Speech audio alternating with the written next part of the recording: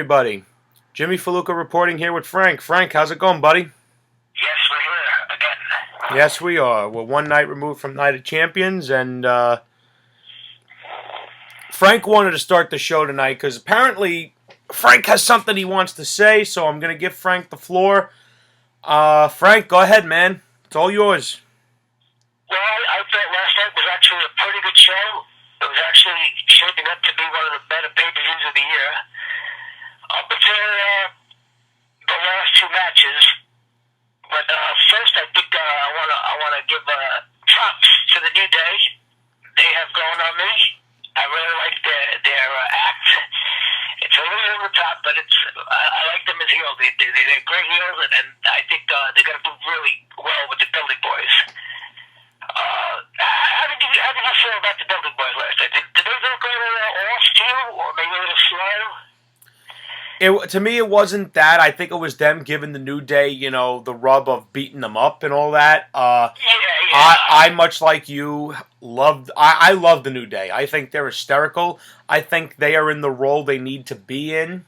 They end up going against a team that I really like. I will have no problem booing them because they're the heels and all that. But I just find it kind of ironic, Frank, that, the fans were booing the New Day as the baby faces, and then they turned them heel. Imagine if that rule applied to everybody. Just saying. Yeah, that's all you gotta do. Sometimes you gotta tweak a little bit, that's all. But they're allowed. When you allow people to tweak, it works out, instead of just dropping them. But anyway, I think with the Dudleys and the New Day, it's going to be a slower burn. It'll probably carry on until Survivor Series. And eventually the Dudleys will probably get the belts off of them. No, I predict by the end of the year they'll have the belts. Yeah, even for just for a short time. But I think there's going to be an entertaining feud. And what they always say, when you have a stable, the whole object is to try to get at least one guy over. And I think after the New Day run, I think Big E could really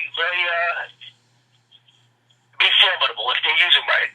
I think all three of them personally are very talented, at least from my perspective. Yeah, they always have been. Kofi, he could do it in the ring. They just needed a little tweak, a little personality. Kofi Exactly. as a baby face, it's just too cartoonish,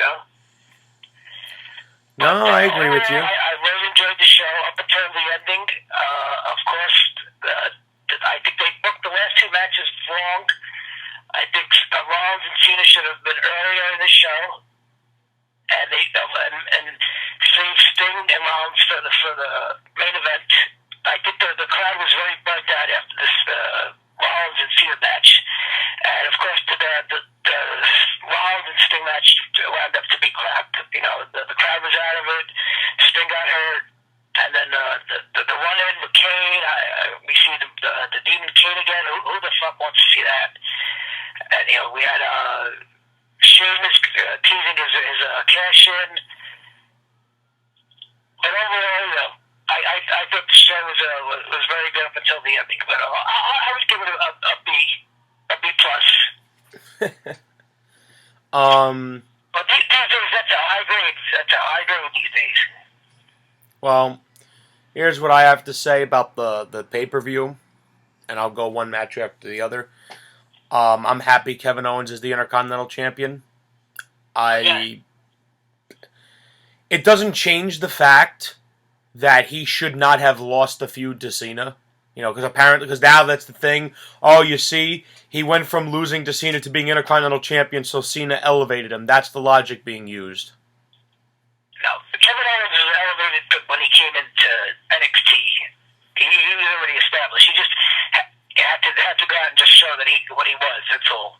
Thank you, Frank. Am I happy Charlotte is the Divas Champion? Yeah. But what it showed me by her winning the title at Night of Champions was the only reason they made Nikki Bella hold on to that title on Monday was to break AJ Lee's record out of pettiness. Because if they had any faith in Nikki Bella, she would still be the champion. The only reason they did that was because they are a petty company. At the end of the day, They are petty, and they care more about being right than doing right. So, they felt it was more important for them to erase AJ Lee's legacy by having one of the most untalented divas on that roster break her record. And I'm sorry, I don't care what anyone says. Nikki Bella and Brie Bella couldn't hold a candle to Charlotte, Becky, Sasha, Bayley, or Paige. Not a chance in hell. They could wrestle circles around them. It's not even close. I just wish that people would be more, what's the correct word? I wish people would be more honest. Yeah, well, I'm not particularly a big Divas fan. I realize it has a big part of a good part of the audience likes watching them. Well, when you're watching matches like Sasha Banks versus Bayley, like at Takeover, and the match is as great as it was, it makes you want to see women's wrestling, Frank. I mean, not for nothing. You see some of the matches between Charlotte and Sasha Banks from NXT, it's incredible.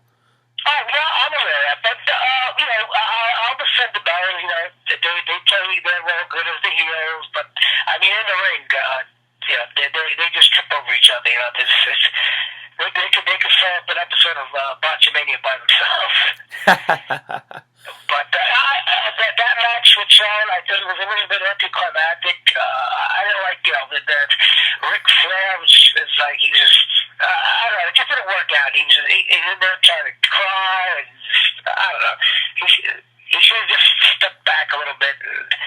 They should have probably ended the match with her, carrying her around the ring or something like that. But I don't know. I don't know either. It is either. what it is. Yeah, exactly. Now, if they're smart now, they could move the division into wrestling and a little bit less glitz and glamour.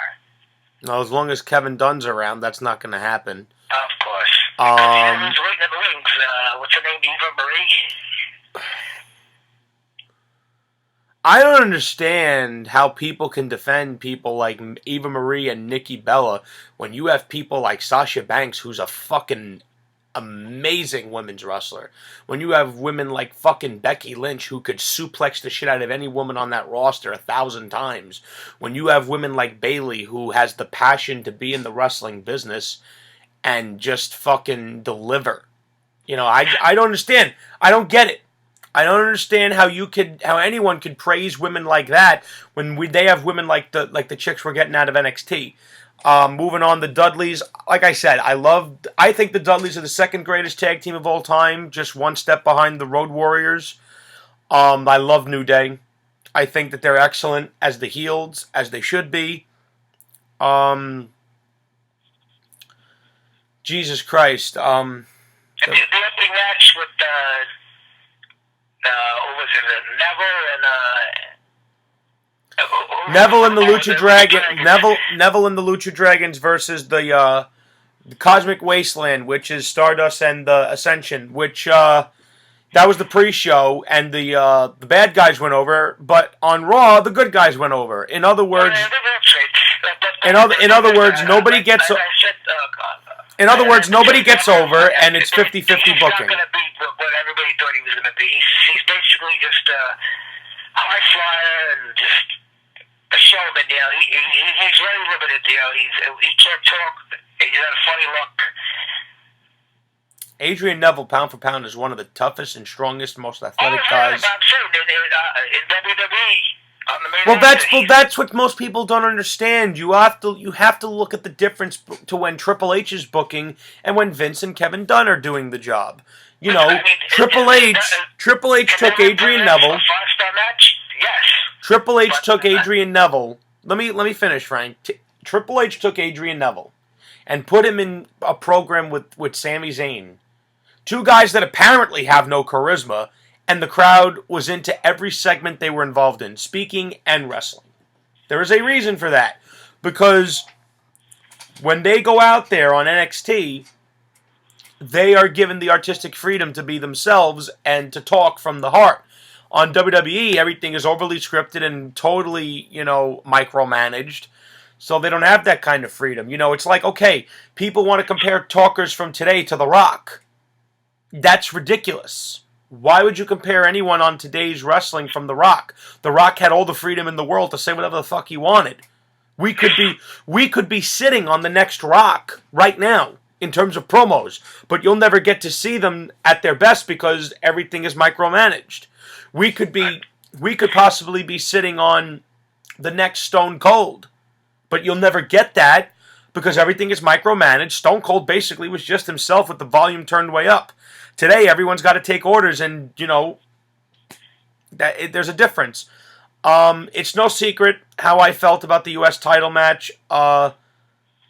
It's so far beyond the point of preposterousy. I'll let you expound on it because I'm not going to waste my energy. I mean, listen, maybe you can't keep the title on both titles on Seth Rollins, but I mean. See the winning again. It's like, oh my God, this guy. That's a win. That was the 6th U.S. Championship, plus 15 WWE. That's 20 times this guy's won a big belt. I mean, oh my God, it's like, and there's fans out there who ape shit over him winning. I mean, how many times does he have to win? It's just like, oh. And then everyone wonders why the ratings have been going down. And you know what? In reality, I don't want to blame Cena, but in reality, the pay-per-view got ruined at the end because of Cena. Because he has to be always in the spotlight. He has to be on next to last. He couldn't have wrestled the second match. I'm serious. Yeah, that's right. If you think about it, do you actually expect John Cena to wrestle the second match on a card? No. And lose. What I find hysterical, is that anytime someone says anything negative about this guy, his defenders roll in like a bunch of attorneys. Yeah, even last night I saw on the page, people were happy. Oh my God, a couple people were happy. I mean, Jesus Christ! I mean, how many times? Like, I told you, it's just like the Yankee fans, the Bills fans, the Miami Heat fans, the bandwagon fans. They just attach themselves to the winner. I think most people attach themselves to him. I think most of his supporters that are older attach themselves to him because they like to be part of something that wins all the time. Right. Exactly. You know, just like the Yankee fans in the 90s. Like most Yankee fans are front runners today. They don't even know the greatness of the Yankees. They don't have a clue about Murderers Row. They don't have a clue about the 77 Yankees. They don't have a clue about great players like Catfish Hunter, guys like friggin' Paul O'Neill that was fucking incredible, or guys like Bernie Williams. They don't have a fucking clue. Well, if they do, they just wear that on their sleeves, like 27 championships, like they won it. It was the same team that won it 27 times. Please, it's ridiculous. But, yeah, it's like, listen, Frank, you and I both know, no matter what anyone says, the guy has been on top way too friggin' long. And 20 times. That's 20 times this guy's walked out of a match, mostly on a pay-per-view, as a heavyweight champion. 20 times. In how many years? 12? 12. 13 years? 12. That's 1.5 a year. And don't forget, I always keep saying he's gonna get to number 16 sooner or later. Makes me sick to my stomach. It really does make me sick to my stomach because he's nowhere near the equal or the better of Ric Flair. Yeah, I wonder how many grown men are gonna shed a tear when he wins 16. and they're actually gonna consider him to call him the greatest of all time. But Frank, you're just an IWC smark. Yeah. Listen, I always say this. I think the title reigns record is overrated. If you won 15 times, that means you lost 15 times. I think the length of the title run is more important. Like the 70s, Bruce Sammartino, 7 years. Bob Backlund, 5 years. Hulk Hogan had it for 5 years. I mean, that's impressive, you know. And when it's a strong 5 years. Honestly, I'm just sick and tired of being told who I'm supposed to like. And honestly, what drives me nuts even more is like last night.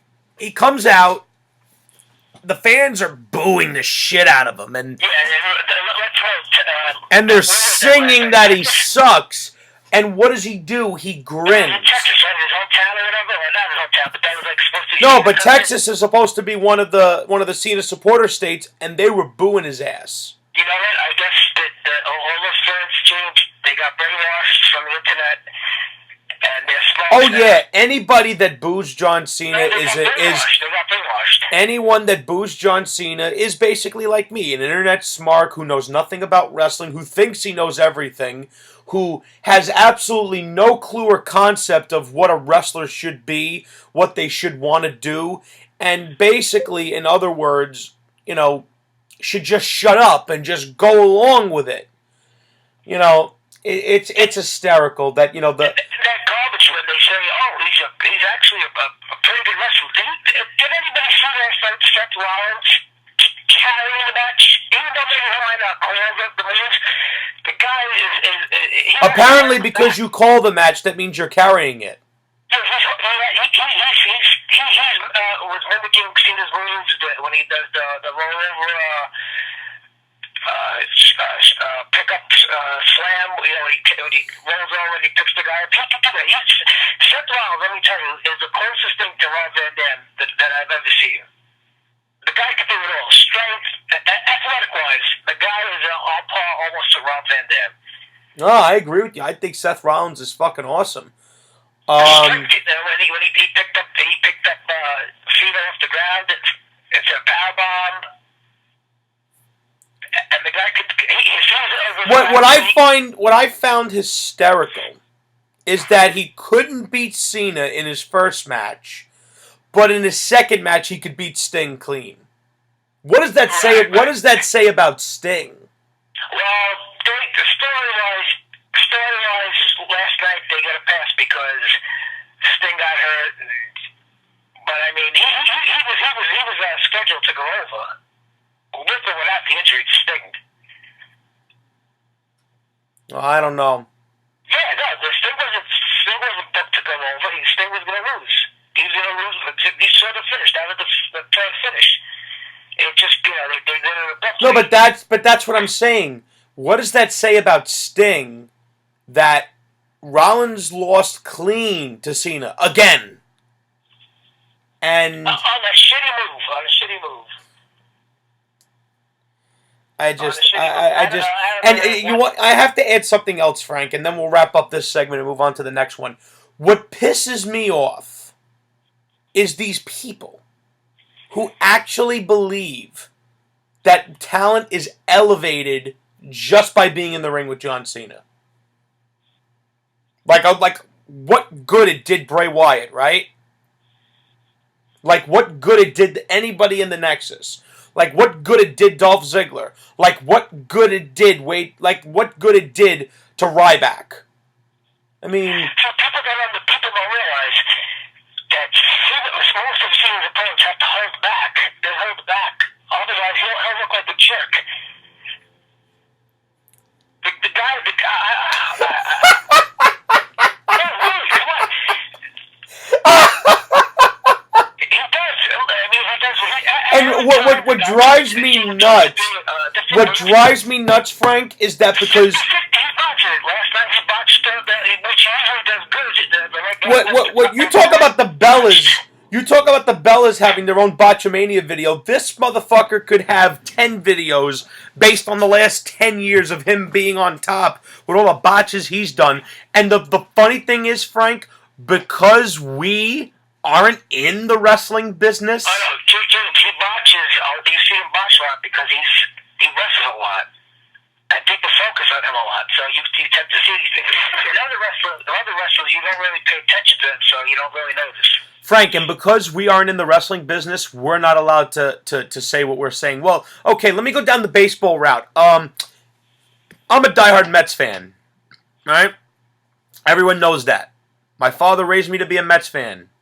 Damn you, Dad, for all the friggin' aggravation I've had the last 20 years. But I've never played in Major League Baseball.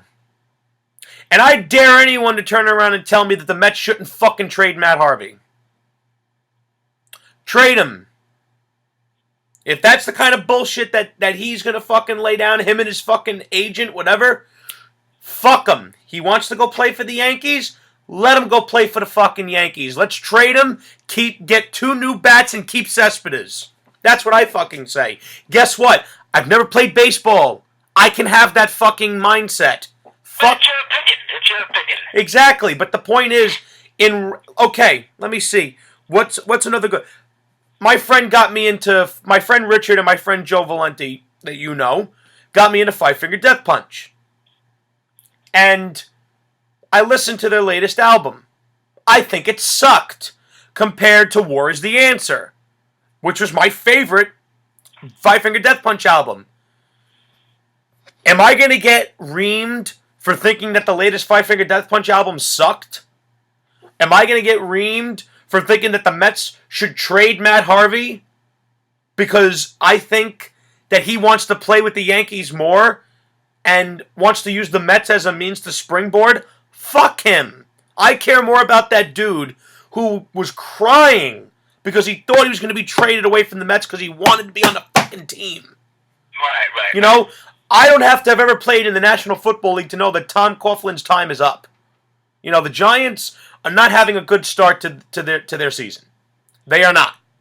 Right. Let's say they messed up twice at the end of the game. Now, if you criticize their strategy, you're a smoky fan. Yeah, I'm an internet football fan. I'm an internet baseball fan. I'm an internet music fan. Fuck you. Anyone that's ever used that stupid mindset that you have to be in the business to critique it is stupid. Do you know how many websites exist just to critique football, baseball, hockey for people that have never played the sport? But you're not allowed to do it here in pro wrestling, which is fake. Remember, this is a fake business. This isn't like... watching a TV show exactly. It's not like you could pull up the fucking stats to see that DeGrom is the best pitcher, is one of the best pitchers on the Mets. You don't. There's no stats for wrestling because it's fake. Just like Vince says, we're not in the wrestling business. We're in the movie business. Yeah. And let me ask you this: Vince says that we're in the movie business. Have you ever checked your scripts? Because I guarantee you that if they brought any of their scripts to Hollywood, they would take their scripts, wipe them on their ass, rip them up, and throw them in their face and say, this is garbage. Well, listen, these guys aren't actors. They're not professional actors. But one thing about Vince, he has kept us going for 35 years or whatever. I understand that Vince has had it going for 35 years, but the fact of the matter is, he's out of touch. I've been saying this for a while. You don't need any more proof than who's been on top for so long. And you want to know what I say? You know, not for nothing. A lot of times we bring up the lack of stars that we have and why we have to continuously go back to guys like The Rock. Got to continuously go back to guys like The Undertaker. Got to continuously go back to guys like Brock Lesnar. Isn't that a direct reflection of the guy who's been on top for so long, that there are no new stars and that he's the only one? Isn't that a direct reflection on him, Frank? Yes, listen. After 2002, 2003, they picked Cena. He was the best of the worst. They had, they invested. I was baffled. I was baffled when they were going with him over Kurt Angle. Yeah, I'm sorry, but Kurt's the fucking man. I don't care what anyone says. Kurt Angle's the greatest technical wrestler in the history of the business. To be the face of the company, we don't know. Kurt Angle had his problems drinking and whatever. I mean, Cena's got drinking and women problems too. They just try to rake that under. They just try to sweep that under the friggin' rug. You know why Ric Flair even got fired during that whole thing? Because he was talking about John Cena going out and partying and having so many different women around. I know. WWE didn't want that out there because he's got this image that they need to maintain. He's politically correct. Oh, please. He cheated on his wife. With a porn star. There you go. But yeah, but Please, he's a fucking human being. Stop trying to portray him like he's Christ. He's not. But anyway, they picked the best and the worst. You know, it worked for a while. You know, Honestly, I would much rather have had Batista. Because Batista, and I'll tell you what, from the 2005 Royal Rumble, Batista, back then, back in the days, even my fiance says it. She looks at when Batista came back last year, she looked at me, she said, he looks like shit. He looks like a hobo. So, back in 2005, if I had to pick Batista or Cena, I would have went with Batista. Right. Well, Cena became the only choice of Brock Lesnar left. But whatever, I mean, now, there's other people now. They can move on. They don't want to move on, Frank. That's the problem. That is the problem I've been saying. When they teased him winning number 16, there's a mini revolt. That's why they squashed that. I'm sorry? I said, last month when Cena was rumored he was going to win number 16, there was a mini revolt. And they quickly turned away from that. The way I see it is if he... You remember when he lost, everybody said, no, he's going to win the belt. He's going to be number 16. And they quickly backed away from that. There was a revolt. He's getting booed. They don't care that he's getting booed. They don't give a shit. And that's my problem. You know, and then someone, I'm not going to give his name, but then someone on his page, Cena's not going to change just for the whim of a few people. Will you please answer that for me, Frank? It's anticlimactic. He wins the belt last night. Like, he just won it for the first time. He's surprised. He's kissing the belt. Then what does he do? First thing, he runs out and he high-fives a cancer kid wearing a shirt, hiding behind the cancer shield. But people say that we're heartless for saying that he hides behind the cancer shield. We're heartless for pointing it out. These people who are the real marks, they just can't come to reality that, you know, these guys are always planted in the audience. You know, just... I'm losing my voice. What drives me absolutely bonkers is that they refuse to accept the fact he's not a top guy. And the reason I can say that is because of how much they have gone out of their way to protect him. When you are a tippy top guy, you shouldn't have to go out of your way to fucking protect him. He was a top guy in a weak era. But now it's not a weak era anymore. There's a lot of young talent. Better than him. But according to these people, you just want instant gratification. They have to be built up. What's your answer to that? Seth Rollins has been in WWE 3 years already. He's been booked like shit, and he still gets shit over Cena. What about guys like Bray Wyatt? I think he was more than ready to be a champion. The guy is. You push the button on him, you could have a run with him. I think Dean Ambrose is ready. I think Kevin Owens is ready. The guy gets a pop everywhere he goes. Exactly. You never hear Dean Ambrose getting booed, do you? You never hear him get booed. Gets booked like a mid-card jobber. They book Dean Ambrose like he's a nothing, but he gets cheered everywhere he goes. Gets the biggest pop. Now I want to ask, why doesn't Cena get that? And Cena's the Yankees. Cena's the Bulls. And he gets booed. Imagine Michael Jordan getting booed in his hometown.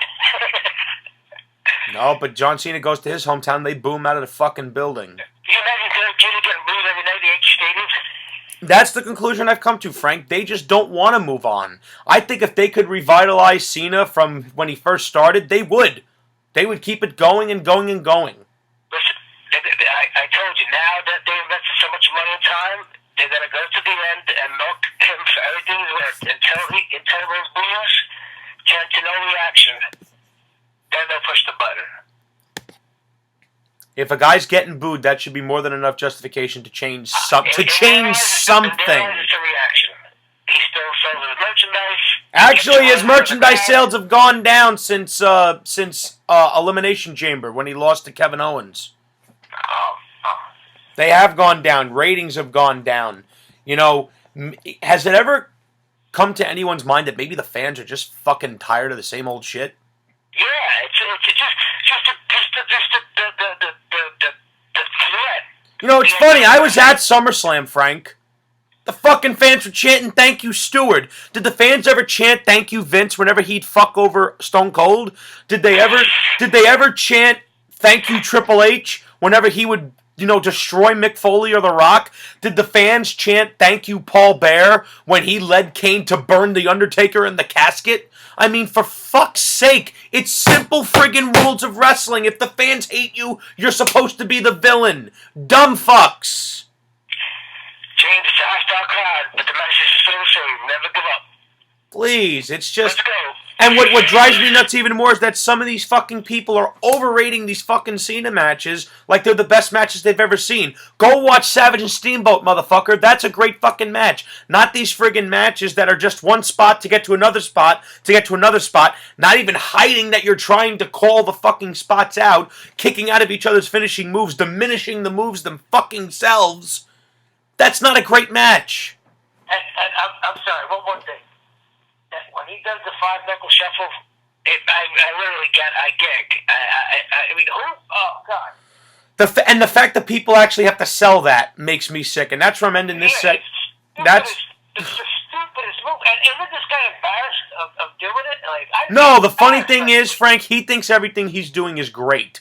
Yeah, when he does it, people it's awkwardly painful to watch.